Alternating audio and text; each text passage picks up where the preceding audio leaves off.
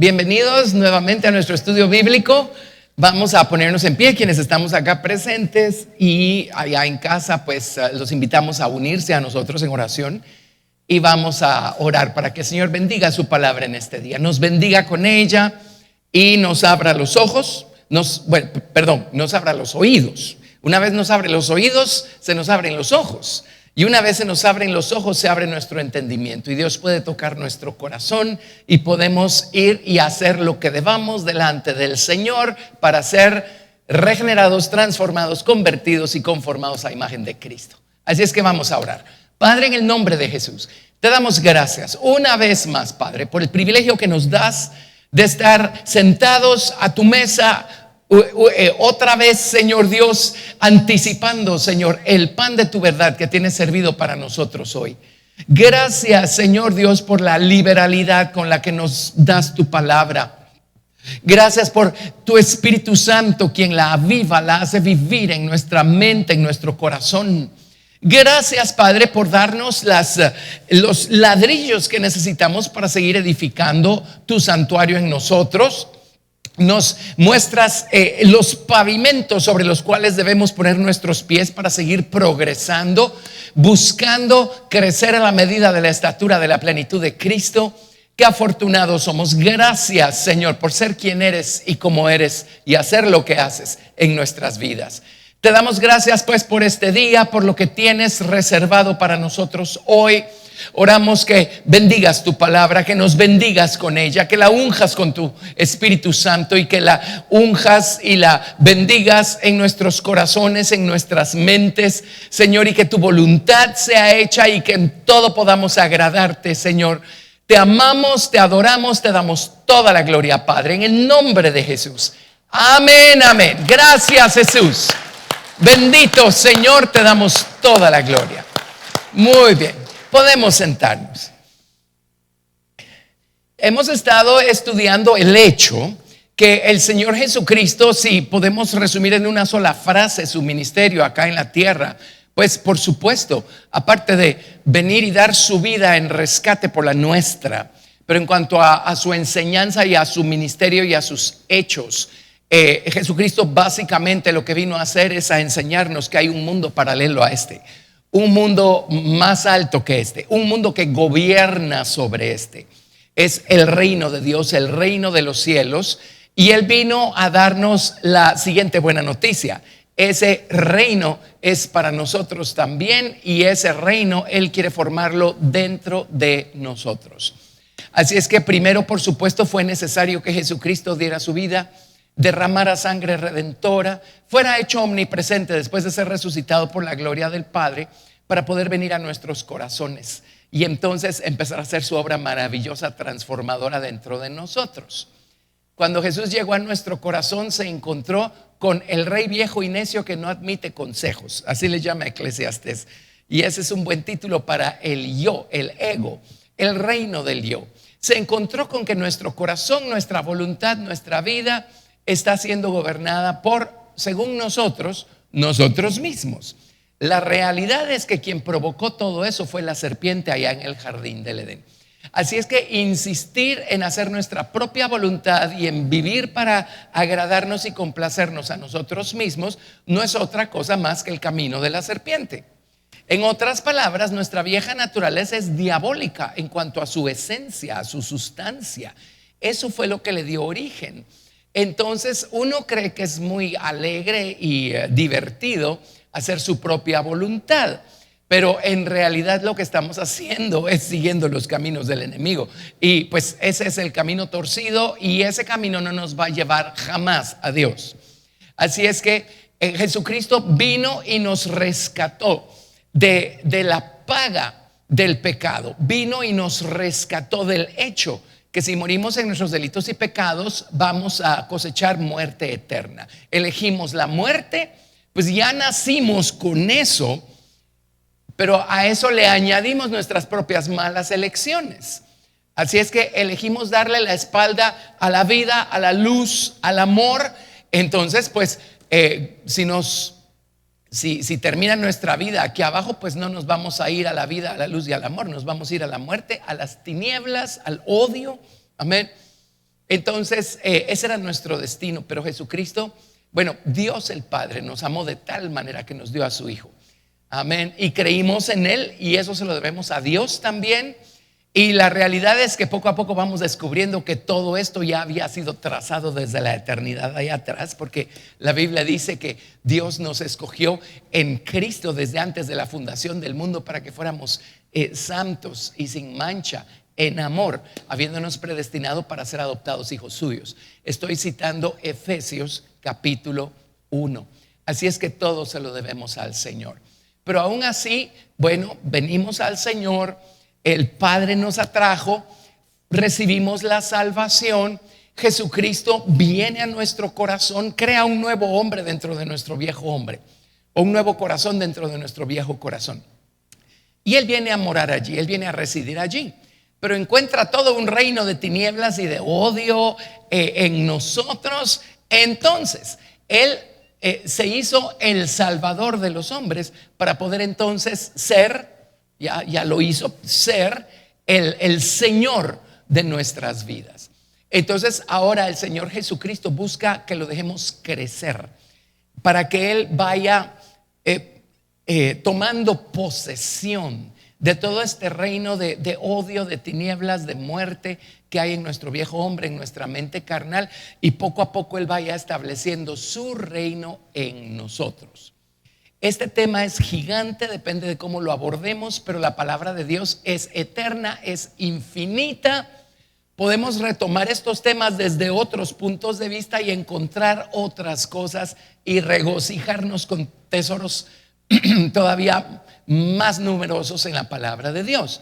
O sea, cuando Cristo viene a nuestro corazón, el reino de Dios ya está en nosotros. Pero por el otro lado entendemos por las Escrituras que el reino de Dios es algo que se está estableciendo en nosotros. Amén. Ya tocamos todo eso.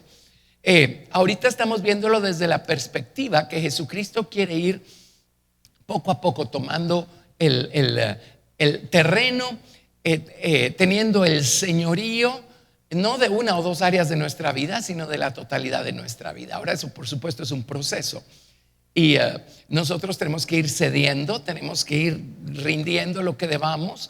Por el otro lado tenemos que ir buscando al Señor para que Él vaya creciendo y fortaleciéndose en nosotros y Él pueda vencer estas batallas que Él encuentra aquí adentro, porque ahí está esa resistencia rebelde, ¿verdad? De nuestro orgullo, de nuestro ego. Pero el Señor está estableciendo su reino en nosotros. Él se convirtió en nuestro Salvador para venir a ser nuestro Señor, amo, dueño, maestro, esposo celestial, el Rey de nuestra vida. Y el golpe final lo da y lo tenemos descrito, ¿se acuerdan? Cuando Jesucristo dijo, cuando el hombre fuerte armado guarda su palacio, en paz está todo lo que posee, hasta que viene otro más fuerte que él. Y irrumpe en el palacio, le despoja lo despoja de sus bienes. Ese es el tiro final.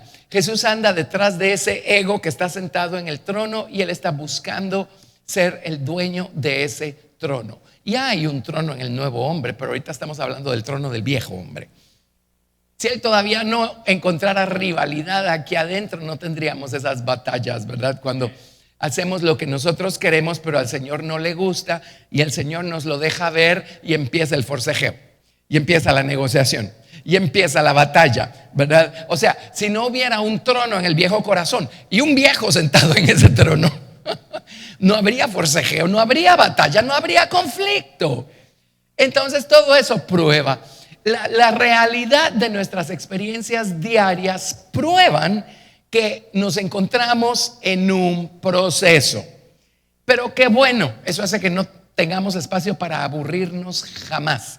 Siempre habrá espacio, lugar, la oportunidad para mejorar.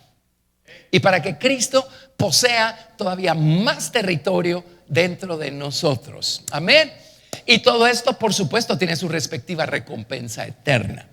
Y es en la medida en que fuimos sometiéndonos a su soberanía y dejándolo reinar en nuestra vida, pues en esa medida es que vamos adquiriendo, se va formando en nosotros un cada vez más eterno peso de gloria Y pues esos diferentes grados de gloria se van a dejar ver por toda la eternidad. Por eso en el libro de Corintios, Pablo dice, una es la gloria de las estrellas y una estrella es diferente a otra estrella en gloria. Luego dice, otra es la gloria de la luna, otra es la gloria del sol. E interesantemente en ese contexto dice en el siguiente versículo, así es en la resurrección de los muertos. Amén. Así es que todo eso tiene que ver con cuánto lo dejamos a Él ser. Ya no estamos hablando de salvación, la salvación de la paga del pecado. Estamos hablando de el proceso que lo lleva a Él a ser Señor de nuestra vida. Sigue siendo salvación, nada más que ahora nos está salvando de nosotros mismos y de nuestra propia soberanía carnal. ¿Sí? Bueno, entonces esa es la perspectiva con la que estamos estudiando las parábolas o reestudiando las parábolas. Las parábolas del reino hay más de 12, pero encajan en 12 categorías. ¿Por qué la insistencia que tenga que ser 12? Bueno, es muy fácil. El reino de Dios es lo equivalente a la nueva Jerusalén o a la nueva ciudad. Tiene 12 cimientos, tiene 12 puertas, tiene 12 perlas, tiene 12 nombres, uno por cada perla, 12 nombres, uno por cada cimiento, 12 nombres, uno por cada puerta, y sus medidas son 12,000 estadios por 12,000 estadios por 12,000 estadios, 12, 12, 12, 12, 12. Entonces no es estar rebuscando, es entender el principio y ver cómo encaja, toda la escritura encaja de manera perfecta. Amén. Dios es perfecto. Muy bien, entonces si estudiamos las parábolas desde otras perspectivas, vamos a encontrar mundos de verdad en ellas. Y en el futuro, Dios mediante, seguramente vamos a volver a las parábolas, vamos a estudiarlas en otros contextos y vamos a poder exprimirles más y más sustancia. Pero ahorita la perspectiva con la que estamos abordando estas parábolas pues se llaman las parábolas del reino de Dios, del reino de los cielos. Y la perspectiva es cómo el Señor a través de estas parábolas nos enseña sobre qué cosas viene Él a señorear en nuestra vida.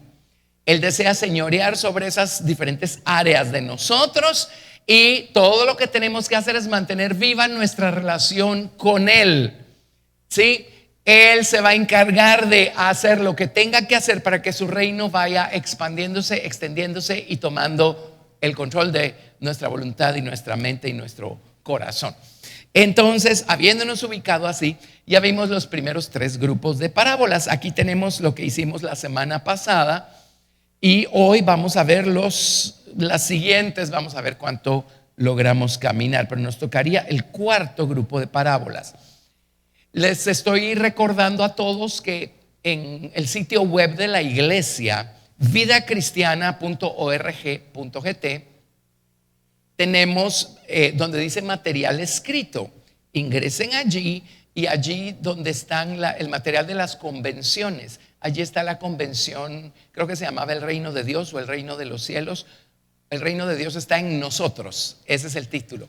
Allí está esta lección cuando la dimos en convención de entrenamiento. Amén.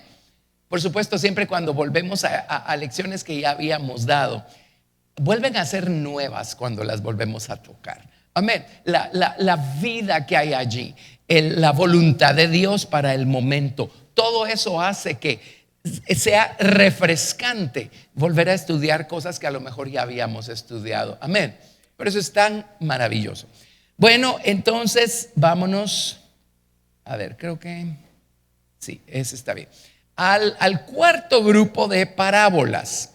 Y el 4º grupo de parábolas nos enseña cómo es que Jesucristo quiere reinar, busca reinar, va a reinar sobre nuestra resistencia rebelde. ¿Qué les parece? ¿Cuántos le dan gracias a Dios por eso?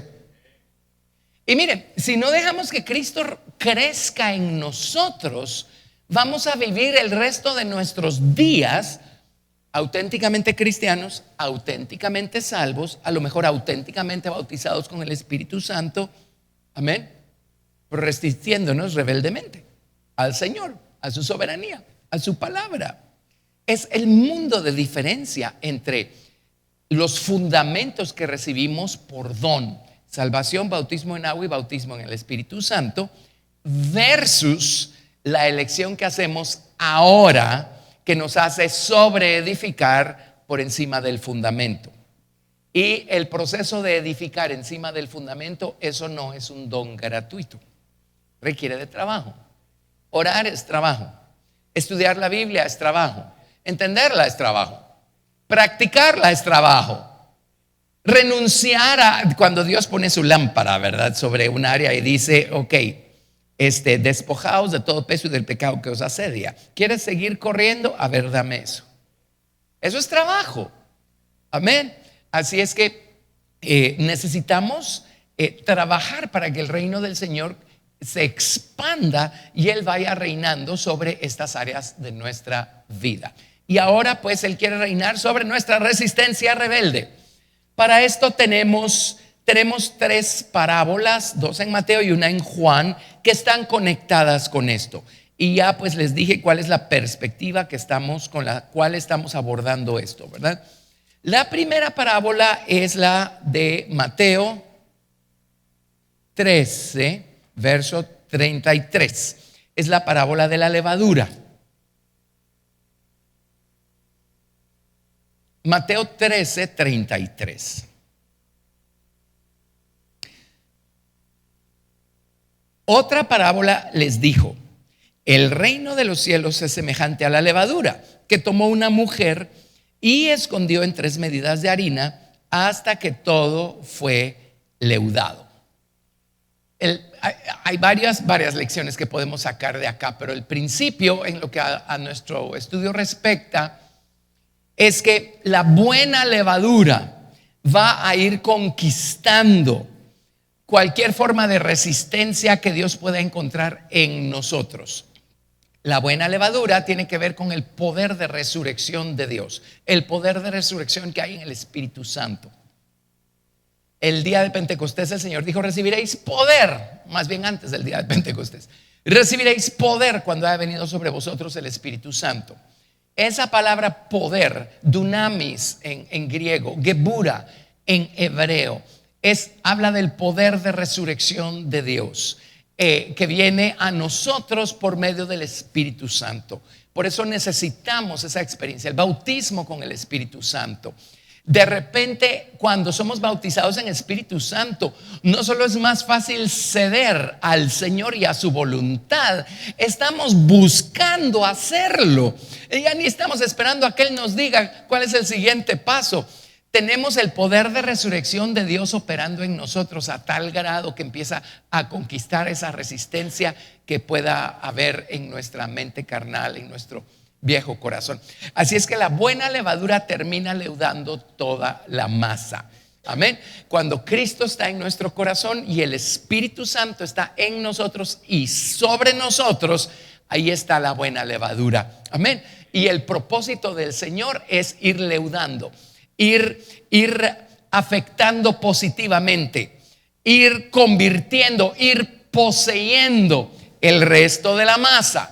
¿De qué nos habla la masa? Estamos hablando de harina mezclada con agua y con algún otro ingrediente, ¿sí? Está hablando de nuestras propias ideas, nuestras propias opiniones. El pan habla de la palabra de Dios, ¿verdad? Así es que la masa, cuando la conectamos con nuestra naturaleza humana, habla de nuestra propia, entre comillas, verdad, nuestra propia Torah. Nuestras opiniones personales, nuestros puntos de vista personales, nuestros razonamientos personales. Bueno, solo deje que el Señor llene su santuario con su presencia y poco a poco la buena levadura, amén, va a ir levantándonos de ese estado y va a ir conquistando todo el resto de nosotros. Amén. Esta resistencia rebelde la vemos con nuestro razonamiento carnal. Ese es el más clásico, ¿verdad? A lo mejor a ustedes les ha pasado, a lo mejor nosotros pasamos por allí de manera personal, pero viene la palabra de Dios y resulta que esta es, porque siempre va a ser contraria a nuestro razonamiento carnal y a nuestra manera como veíamos las cosas. Entonces, si Cristo está dentro y el Espíritu Santo está dentro de nosotros y sobre nosotros, vamos a hacer a un lado nuestro propio concepto e idea y vamos a abrazar la verdad sin parpadear. Pero también es cierto que a veces nosotros mismos, a veces nos encontramos con personas, oyen la verdad y empiezan, pero a eso hay que analizarlo. Eso a lo mejor no es así. Y es una resistencia a la palabra tremenda. Una persona auténticamente llena del Espíritu Santo difícilmente va a resistirse a ese grado. Pero bueno, a lo largo de los años uno ve de todo, ¿verdad? Creo que una vez les conté hace muchos años, alguien tenía una pregunta, pero no era pregunta de querer saber, era pregunta de querer debatir. Y aquí está la pregunta. Entonces era muy fácil porque para responder a esa pregunta había un versículo explícito. Entonces solo me fui a ese versículo y se lo leí. Y la respuesta fue, pero eso hay que meditarlo. Entonces pensé, ya más que citarles escritura, ya no puedo yo, pues. ¿Qué más puedo hacer?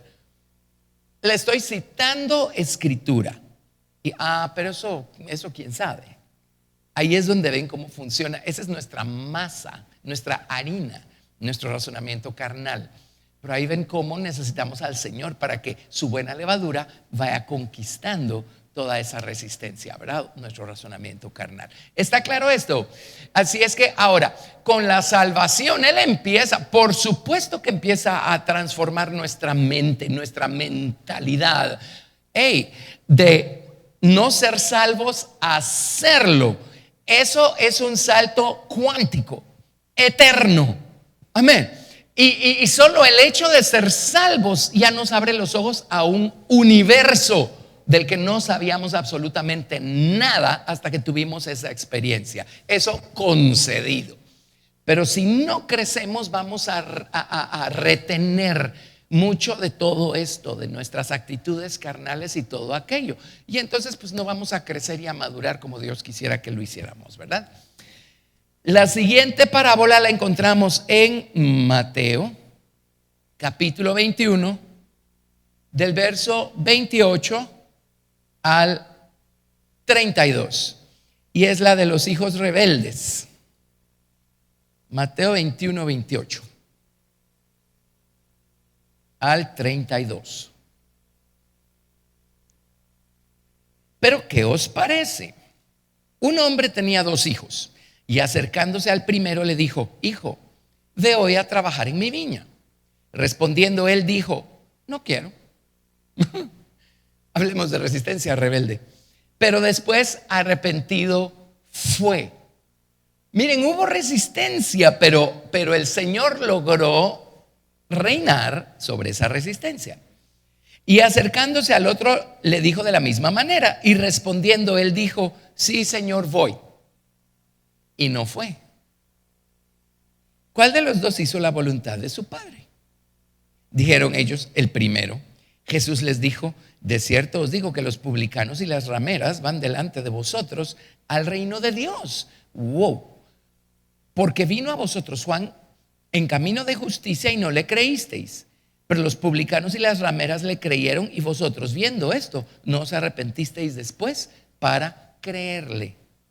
En el caso de los fariseos y de toda esa gente, como tenían el hábito de ser religiosos, su respuesta original fue: sí, Señor, allí vamos. Pero no fueron, porque una cosa es la apariencia y otra cosa es la realidad. Y si la apariencia es un gran ídolo en nuestra vida, vamos a seguir viviendo por apariencias, nunca vamos a reconocer la realidad. Pero el hijo número 1, que representa a los publicanos y a las rameras y todo aquello, primero va a salir nuestra resistencia, ¿verdad? Pero ¿saben qué? Cuando uno es lo suficientemente sincero, uno se va a dar cuenta y va a decir: qué barbaridad que estoy respondiendo aquí, perdóname, Señor, ahí voy. ¿Qué necesitabas, Señor? ¿Qué necesitabas? Y esa es la buena levadura que va poco a poco leudando toda la masa. Amén. Ahora, los fariseos estaban tan llenos de la levadura equivocada. ¿Se acuerdan cuando Jesús multiplicó los panes? Creo que antes de la multiplicación de los 4,000, cuando subió a la barca a sus discípulos, les dijo: cuídense de la levadura de los fariseos. Quiere decir que el error y el engaño también puede empezar a tomar terreno si no tenemos cuidado. Y hay personas que terminan graduándose de maestría, doctorado y quién sabe cuántos doctorados en error y en engaño, ¿sí? Por más religiosos que aparenten ser, ¿verdad? Así es que esa levadura es muy peligrosa, especialmente la que tiene aspecto de religiosidad. Esa es bien peligrosa. Por eso les dijo: guárdense de la mala levadura, que es la que tienen los fariseos y los escribas y toda esa gente. Pero por el otro lado está la buena levadura del poder de resurrección de Dios. Amén. Esa es la que operó acá. Y de repente esta gente, ¿quieren ir? No, no quiero. Pero dice: después arrepentido fue. Para arrepentirse tuvo que haberse dado cuenta, tuvo que haber hecho una confesión sincera, algo tuvo que haber tocado el corazón y dijo: perdón, Señor, ahí voy. Amén. Así es que el primero fue el que hizo la voluntad de Dios. Yo recuerdo hace muchos años una lección que alguien dio acerca de esto y pregunta: ¿quién hizo la voluntad de Dios? Y la respuesta que daba esta persona es: ninguno de los dos la hizo. Pero ese no es el contexto de esta lección. Aquí es claro que el primero fue el que hizo la voluntad de Dios. O sea, ¿qué ser humano va a responder sin necesidad de ayuda de lo alto al llamado de Dios? Por eso es que nos es dado el Espíritu Santo con poder de resurrección, para que podamos hacer lo que nos toca hacer, ¿verdad? Pero el Señor quiere conquistar esa resistencia rebelde. Si tenemos una relación viva, continua con Jesucristo y estamos creciendo en Cristo, Él va a conquistar esa resistencia rebelde. Muy bien. La siguiente la encontramos en Juan 10. Y esta es una de esas parábolas que depende que estemos estudiando. Podemos irnos allí y encontrar muchas lecciones. Pero vámonos a Juan 10, verso 1, y vamos a verlo desde esta perspectiva. Jesús viene a establecer su reino en nuestra vida y a través de estas parábolas nos viene a enseñar sobre qué cosas quiere, busca reinar y va a reinar. Juan 10, del 1 al 11. Y hemos estudiado esto, hemos estudiado a sus ovejas que oyen su voz, etc. Pero veamos otro ángulo. Juan 10, verso 1. De cierto os digo, el que no entra por la puerta en el redil de las ovejas, sino que sube por otra parte, ese es ladrón y salteador. Mas el que entra por la puerta, el pastor de las ovejas es.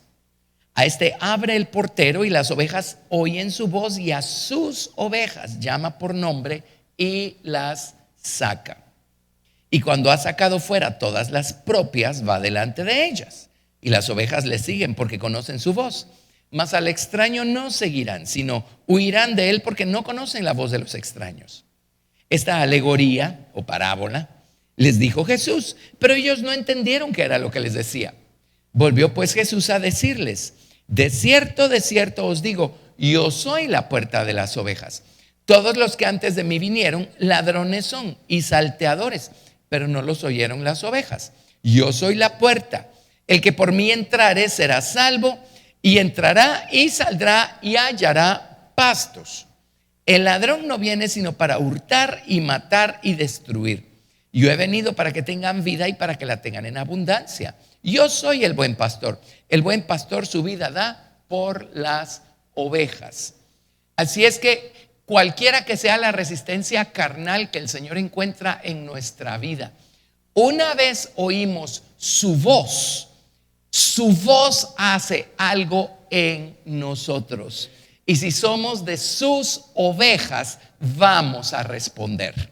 Vamos a responder. Amén. Ahora, también hay personas que oyen el mensaje de salvación y no responden la primera vez que lo oyen. Lo oyen una segunda vez y no responden tampoco la segunda vez. De repente lo oyen una tercera, una cuarta o una quinta vez y hasta entonces responden. Ahí ven cómo opera esta famosa resistencia, ¿verdad? Pero miren, la voz de Dios. ¿Se acuerdan? Hay un salmo. La voz de Dios eh, ¿cuál es la palabra? No sé si quebranta, las encinas. La voz de Dios abre brecha. No me acuerdo cuál es el salmo. ¿Tienen ustedes, si me pueden ayudar, ese salmo? Voz de Jehová sobre las aguas, voz de Jehová sobre las muchas aguas. Truena el Dios de gloria. Vamos a ver.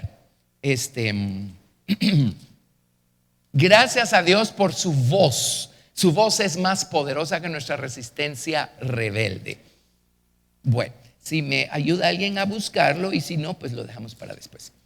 No me acuerdo qué salmo es. 29:3. Gracias. Salmo 29. Pues desde el verso 1. Salmo 29.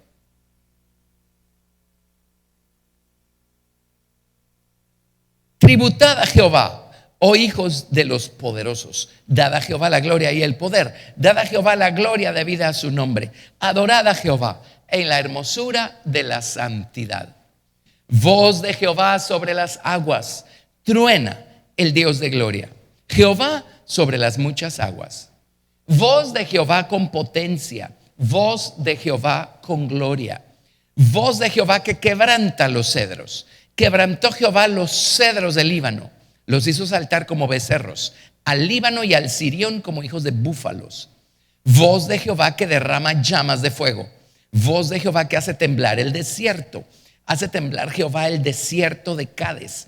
Voz de Jehová que desgaja las encinas. Es lo que estaba tratando yo de citar.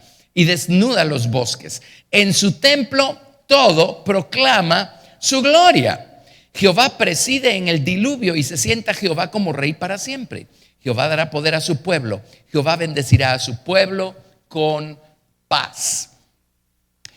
Cuando el Señor venga en su segunda venida, ¿cómo va a destruir el Señor Jesucristo al dragón, a la bestia o al anticristo y al falso profeta y a todos sus ejércitos? ¿Cómo los va a destruir? Con el espíritu de su boca, con su voz, con su voz. Amén. Nada se puede resistir a la voz de Dios. Nada, excepto, quiero decir, cuando el Señor viene con ese nivel de gloria. Amén. Pero nuestra naturaleza carnal hoy sí se puede resistir a su voz, y de hecho se resiste. ¿Cuántos otros hombres han oído el mensaje de salvación y no responden? Se cierran, se resisten, se rebelan. Amén. Pero un día el Señor Jesucristo va a venir en su gloria y en la gloria de sus santos ángeles y en la gloria de su Padre, y con el espíritu de su boca va a ocuparse de todo el problema. Amén. Pero mientras tanto, pues Él viene con su voz, con la dulzura de su voz, buscando llamarnos. Y pues hay personas que no responden. Y luego siempre están los que aquí llaman ladrones y salteadores. Y dice: el ladrón no viene sino para hurtar, matar y destruir. Y siempre está este otro lado. Estos son parte del equipo de la cizaña, ¿verdad?, que siembra el diablo. Y estas personas que están buscando obtener provecho personal y se inmiscuyen, ¿verdad?, con la gente o con grupos, aun con grupos cristianos, y lo único que quieren es hacerse de prosélitos. Quién sabe, siempre hay de todo, ¿verdad? Y si nos hemos resistido a la voz de Dios, vamos a oír la voz de los extraños. Pero una vez oímos la voz de Dios y respondemos, no vamos a oír ninguna otra voz. Amén, ninguna otra voz. Así es que sí, creo que esta parábola encaja en este grupo de parábolas. ¿Lo ven? Resistencia rebelde. Así es que el Señor viene a reinar sobre nuestra resistencia rebelde. Todos tenemos eso. Todos tenemos una ciudad del orgullo. Es una ciudad amurallada. Es una ciudad fortificada, y reinando en el centro de esa ciudad está la insensatez, o como dice Eclesiastés, y ya lo citamos, el rey viejo y necio que no admite consejos, ¿verdad? Ese es el que está sentado allí reinando y gobernando. Pero el Señor, Él tiene paciencia. Él viene conquistando poco a poco, y el tiro final y el golpe mortal lo da cuando despoja al hombre fuerte de sus bienes. Amén. Bueno, así es que si estamos con ese, podemos hacer otro. ¿Hacemos otro? Ok, número 5. Voy a hacer aquí otra pantalla porque ese tiene varias parábolas. El quinto grupo de parábolas nos enseña cómo Jesucristo quiere reinar sobre nuestras posesiones, tanto las naturales como las espirituales. Nuestras posesiones espirituales pues son los dones que el Señor nos da, el entendimiento que Dios nos da, el grado de conocimiento que Dios nos da. Y también podemos nosotros ser los señores y gobernadores de eso si no dejamos que Jesucristo siga poseyendo, ¿verdad?, terreno dentro de nosotros. Así es que, y bueno, hoy uno oye historias, ¿verdad?, de personas que se casan con una doctrina. Ya les expliqué que la palabra doctrina la mal usamos y la abusamos. Doctrina, literalmente la palabra significa enseñanza. Y o sea, ¿cuántas enseñanzas bíblicas hay? Solo puede haber una. Por supuesto, siendo que la palabra de Dios es infinita, la enseñanza bíblica nos va a llevar así como podemos entender a este nivel ese principio, lo podemos entender a este nivel. Y podemos entender también este nivel y este nivel. Y las ramificaciones y el fruto. Es una cosa gigantesca. Pero seguimos parados sobre el mismo terreno. Se llama la enseñanza bíblica o la doctrina bíblica. Pero hay personas que vienen y un día comienzan a entender algún principio. Y uno de los errores más grandes que cometemos los cristianos es no esperar a que el Señor nos termine de explicar el principio y nos termine de completar el cuadro. Empezamos a entender de manera parcial algo y entonces nos adelantamos, movidos por nuestro orgullo, y en vez de dejar pues que el Señor complete el cuadro, nosotros lo completamos con nuestras propias ideas y suposiciones.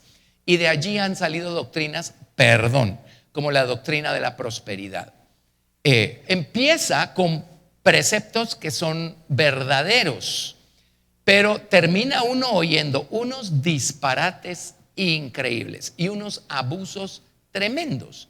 Entonces también es un error desechar lo verdadero. Lo que hay que hacer es ver de dónde salió toda esa maraña de ideas y partir de allí y empezar a dejar que Dios vaya terminando de edificar ese edificio en nuestra mente y en nuestro corazón. Amén. Pero a veces se terminan enseñando como doctrinas bíblicas un montón de ideas personales y de suposiciones personales y de conclusiones personales.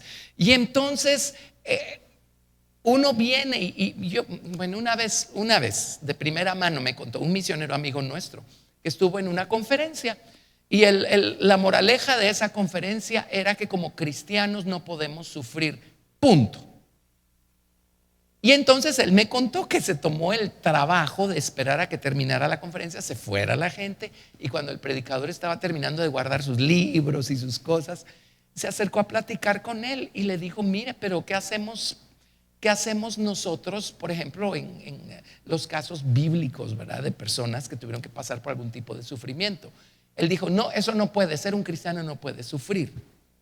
Bueno, fue llevando la conversación hasta el punto en donde le dijo: bueno, ahora a ver, explíqueme a Jesús y sus sufrimientos en la cruz. Dice que se exasperó tanto a este señor que agarró su maleta de libros y se fue y lo dejó allí hablando solo. Pero llega un momento en donde, si son ocurrencias personales, no las podemos sustentar. Eso significa que hay gente que se convierte en dueña de sus posesiones espirituales. En el grado en el que entiendan las cosas, después ellos terminan de crear toda una historia y luego ellos son los dueños de su doctrina. Y viene alguien con la verdad tratando de decirles: mire, pero no ha considerado esto y aquello. No, yo soy el dueño de esto y no me lo van a quitar. Amén. Y más, perdón que sea tan franco, más si eso les representa ganancia, porque resulta que ahora son autores y son invitados a dar conferencias y les pagan y todo lo demás. Así es que hay de todo. Yo cuando me convertí no hubiera podido creer que en este mundo en el que yo estaba poniendo mis pies existieran estas cosas. Pero esa es otra de las grandes urgencias que tenemos de crecer espiritualmente. Hay personas que cuando ven esta clase de abusos dentro del mundo cristiano, se dan una desmoronada y le dan la espalda a Dios y salen corriendo y ya no quieren saber nada. O sea, el Señor dijo, es necesario que vengan los tropiezos, pero dijo, hay de aquel por quien vienen los tropiezos. Pero esas cosas también prueban el corazón de la gente. Pero mi respuesta para ellos siempre ha sido esta: bueno, eso que él hizo, dijo, o lo que sea, es elección de él. Ahora, ¿qué tienen que ver sus elecciones con las tuyas? A él déjalo elegir como está eligiendo. ¿Qué vas a elegir tú? Amén. Pero mucha gente no crece, no madura y se dan unas perdidas por un mal testimonio. Ahora, nuevamente, hay de aquel que está dando el mal testimonio y está haciendo de tropiezo para los pequeños o inmaduros. Pero eso, allí es donde podemos saber cuán maduros somos o todavía no somos, ¿verdad? Todo esto viene al caso porque muchas veces también nos creemos dueños de nuestras posesiones espirituales y hacemos nuestro mundo y nuestra vida creyéndonos los dueños de un poquito de entendimiento, de un poquito de conocimiento o aún de los dones del Espíritu Santo. Y el dueño es el Señor Jesucristo, ¿verdad? Todo lo que tenemos que hacer es seguir creciendo en Cristo para que Él vaya reinando sobre nuestras posesiones, tanto las naturales como las espirituales. Posesiones naturales, vaya si no nos creemos los dueños de nuestras posesiones naturales, ¿verdad? Esto es mío, ¿sí? Pero Dios sabe cómo quitárnoslo, ¿verdad? Y cómo arrancárnoslo cuando viene y nos enseña a dar. Y de acuerdo a nuestras posibilidades, ayudar cuando hay una necesidad por acá, ¿verdad? O a darle al Señor fielmente nuestros diezmos, primicias y ofrendas. Cuando lo hacemos, estamos haciendo una demostración visible, práctica, tangible de que efectivamente Él es el dueño de ese lado de nuestro mundo. Amén. Si nos resistimos es porque nosotros creemos ser los dueños de nuestros recursos y el Señor es el único dueño de todo en nuestra vida. ¿Y qué tenemos que no hayamos recibido? Y una vez hace muchos años también supimos de una historia triste, pero de esas que abren los ojos en el otro lado de la balanza. Y se trató de alguien que se resistía a darle al Señor sus diezmos y no diezmaba y no diezmaba. Ahora, una de las grandes razones es esto. Es la razón por la que no diezmaba. Pero tenía una cuenta de banco pues muy, muy bonita y decidió invertir. Ustedes se recuerdan, hubo una época hace varios años en donde varias financieras desaparecieron, ¿verdad? Bueno, pues él tenía su dinero invertido en una de esas y adiós dinero. Y se sentó con su pastor y ay, mira lo que me pasó y todo. A ver, ¿tú estabas diezmando? No. ¿Y desde cuándo no diezmas? Desde tanto. ¿Y cuánto se supone que debieras diezmar? Pues más o menos tanto. A ver, hicieron las matemáticas. ¿Qué creen? Sumó exactamente la cantidad que perdió en esa mala inversión. Pues miren, si no vamos a aprender de una forma, vamos a aprender de otra, ¿verdad? Serio, ¿no? Así es que sí hay historias de esas también. Pero vámonos a las parábolas. Mateo 13:44. Mateo 13:44.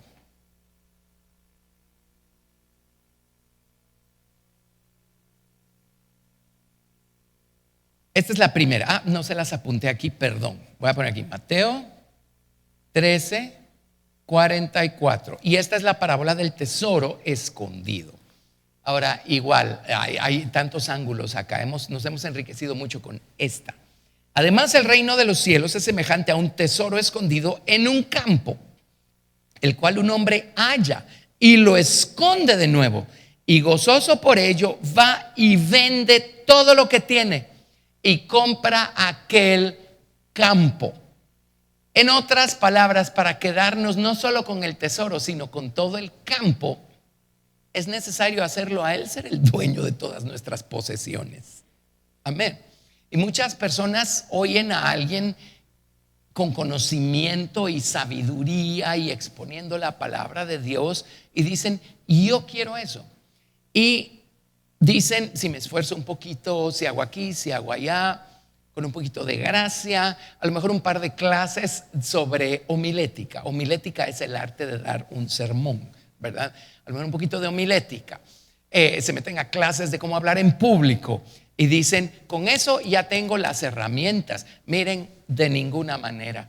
Las cosas espirituales solo se pueden discernir espiritualmente y necesitamos el Espíritu de Dios que nos abra los ojos para ver más allá de la letra, más allá de lo superficial.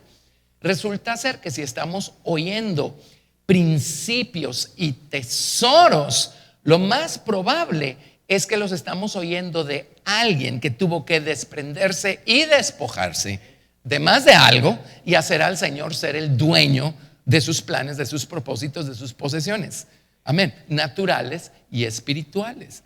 Entonces, en el grado que sea, Dios tiene un camino para cada uno, ¿verdad? Pues camino solo hay uno, pero Dios tiene una senda particular para cada uno. Eso es lo que hace tan emocionante esto, ¿verdad? O sea, yo voy en mi senda, tú vas en la tuya, tú vas en la tuya, pero todos estamos en el mismo camino. Amén. Pero en esa senda, cada quien va a experimentar el trato personal particular de Dios para su vida. Y algunos Dios los encamina de una manera, a otros de otra. A algunos les pide esto, a otros les pide aquello, ¿verdad? Algunos tienen que deshacerse y despojarse de cosas así de tajo. Otros, con que ya no las tengan metidas en el corazón es suficiente. Amén. Pero Dios quiere ser el dueño de todo en nuestra vida. Y una de las cosas que Dios quiere poseer, sobre las que Jesús quiere reinar, es sobre nuestras posesiones. Porque eso significa que nosotros nos hemos rendido lo suficiente y vaciado lo suficiente para que el Señor nos pueda entonces confiar ciertos tesoros. ¿Lo ven? Amén. La siguiente la encontramos en Mateo 13, del 45 al 46. Y es paralela, ¿verdad?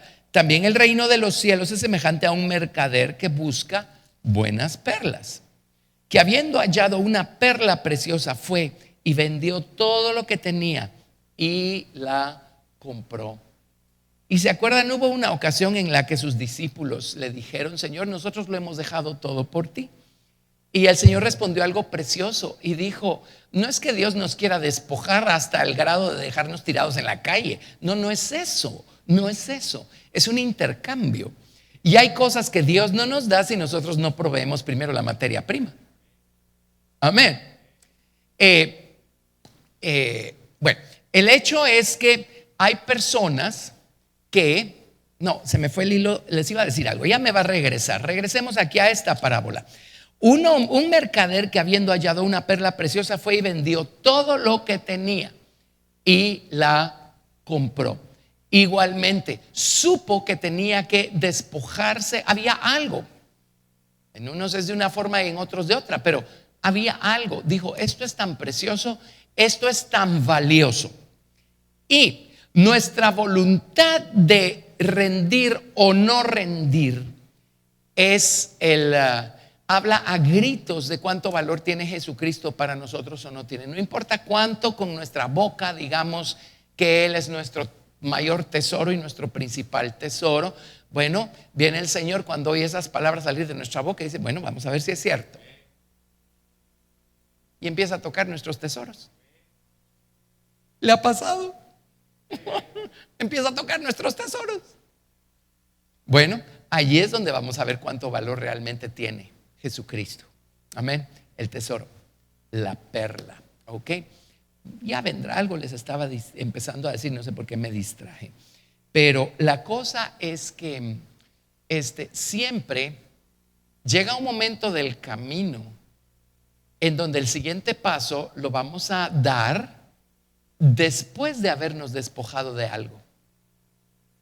El siguiente tesoro lo vamos a obtener espiritual y eterno después de habernos despojado de algo. Pues si nos pudimos despojar tiene que ser algo tangible, ¿verdad? Algo temporal, de algo. Y cuando se lo damos al Señor, el Señor lo devuelve con creces. El Señor no nos está despojando para dejarnos tirados como mendigos quién sabe dónde. El Señor nos está despojando para crear espacio en nuestro corazón y en nuestra voluntad para sus tesoros. Amén. Y es más, pues, la entrega que hacemos va a ser la materia prima para ese tesoro espiritual maravilloso que el Señor nos va a dar. Y de paso, ¿qué creen? El sustento necesario va a estar allí y en abundancia, más de lo que hubiéramos podido pedir o concebir. Amén, es la verdad. Miren, Dios llamó a Abraham a dejar atrás su familia, su sustento, su seguridad. O sea, lo dejó todo. Ahora, pregunta de examen. ¿Tuvo falta de algún bien Abraham en algún momento de su vida? Era uno de los hombres más poderosos de Oriente en sus días. Ahora, ¿por qué? Pues bueno, su supervivencia dependía de eso, ¿verdad? Y de su descendencia también. Pero ven el nivel de entrega que hizo Abraham y miren el nivel de cuidado que Dios tuvo de él. Y la bendición no solo fue física, porque ahí estuvo la bendición física, la provisión física. La bendición fue espiritual y eterna. Dios entró en pacto con él y selló su pacto una y otra y otra y otra vez con Abraham y con su descendencia. Amén. Así es que es maravilloso caminar con Dios. Es sobrenatural caminar con Dios. Pero cuando el Señor va poseyendo nuestras posesiones, el Señor a cambio nos va dando las suyas. Y como dicen, la bendición de Dios es la que enriquece y no añade dolor con ella. Amén. Y el sustento va a estar allí, más de lo que nos hubiéramos podido imaginar. Allí va a estar siempre su bendición material, temporal. Allí va a estar siempre. ¿Sí? Ok. Bueno, ese sí es un mensaje de la prosperidad. Lucas 12 del 16 al 21. Lucas 12 del 16 al 21. Y esta es la historia del rico insensato. Lucas 12 del 16 al 21. También les refirió una parábola diciendo: la heredad de un hombre rico había producido mucho. Y él pensaba dentro de sí diciendo: ¿qué haré? Porque no tengo dónde guardar mis frutos. Y dijo: esto haré: derribaré mis graneros y los edificaré mayores, y allí guardaré todos mis frutos y mis bienes. Y diré a mi alma: alma, muchos bienes tienes guardados para muchos años. Repósate, come, bebe, regocíjate. Pero Dios le dijo: necio, esta noche vienen a pedirte tu alma, y lo que has provisto, ¿de quién será? Así es el que hace para sí tesoro y no es rico para con Dios. Wow, este es totalmente el lado opuesto a las dos parábolas anteriores. Las dos parábolas anteriores obviamente dibujan el cuadro de alguien que ama al Señor con todo su corazón, de tal manera que descubre que si hay un precio que pagar por más de Dios, viene y lo paga. Amén. No solo recibe más de Dios, recibe con creces cualquiera que haya sido el precio que pagó. Pero aquí tenemos nosotros al rico insensato. Obviamente su corazón, su amor, sus afectos, sus deseos son por las cosas temporales, por las cosas de aquí abajo, ¿verdad? Dedicó cada minuto del día y cada ¿cómo se mide la energía? No son kilojoules para medir esa clase de energía, pero toda su energía la dio buscando tener más cosas temporales, cosas tangibles, materiales. Bueno, un día se murió y ¿qué creen? A donde quiera que haya sido, resultó ser el más paupérrimo de toda la comarca, porque no tenía un solo tesoro espiritual en su corazón. Amén. Así es que bueno, qué tremenda parábola, ¿verdad? Tremendo, tremendo. Yo recuerdo, yo trabajé con personas cristianas, pues no todos eran cristianos, no todos mis jefes eran cristianos, pero uno era cristiano y aprendí mucho de él. Y me acuerdo que había una iglesia, es la iglesia donde él asistía, y estaban construyendo, tenían que remodelar, había que apurarse para adaptar un edificio porque ahí se iba a trasladar la congregación y requería de tiempo. Y por el otro lado, en la oficina habían otros proyectos, y me acuerdo que él decía: bueno, Señor, yo me voy a encargar de tus cosas, tú encárgate de las mías. Y era una cosa increíble, porque se pudo dedicar tiempo para edificar esta iglesia, por supuesto sin ningún centavo de honorarios ni nada de eso, pues.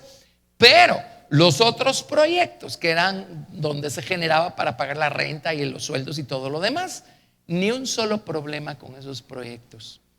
Salieron, ningún problema, facilísimo. Y entonces, ¿qué lecciones las que va uno aprendiendo cuando conoce uno gente así, verdad?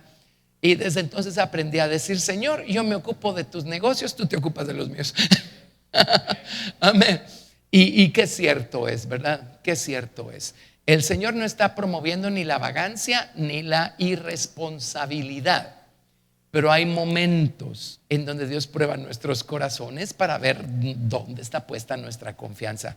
Y son esos momentos maravillosos en donde uno ve unos milagros y ve uno la gracia de Dios y el amor de Dios y el cuidado de Dios, que si teníamos todavía un gramo de duda de si Dios estaba con nosotros en todos los asuntos de nuestra vida, ya esa duda se disipa y sabemos que a Dios le interesa, no solo le interesamos nosotros, le interesa todo acerca de nosotros, y Dios sí está allí. Amén. Entonces, con más ganas se da uno al Señor, ¿verdad? Cuando uno ve al Señor obrar de esa manera, ¿sí? Gloria al Señor. Se llama caminar esta vida con Jesús de la mano. Miren, o sea, o tenemos un Padre nuestro que está en los cielos, o no lo tenemos. Amén. Lucas 19, del 11 al 27, y ahí encontramos la historia de las 10 minas. Lucas 19, del 11 al 27.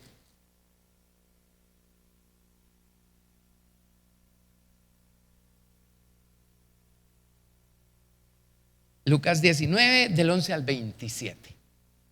Oyendo ellos estas cosas, prosiguió Jesús y dijo una parábola, por cuanto estaba cerca de Jerusalén y ellos pensaban que el reino de Dios se manifestaría inmediatamente. ¿Se acuerdan que sus mismos discípulos estaban mentalizados con que cuando Jesús hablaba del reino de Dios estaba hablando de algo físico, tangible, algo humano? O sea, literalmente pensaban que él iba a derrocar a los romanos y se iba a sentar en el trono de César, probablemente, ¿verdad?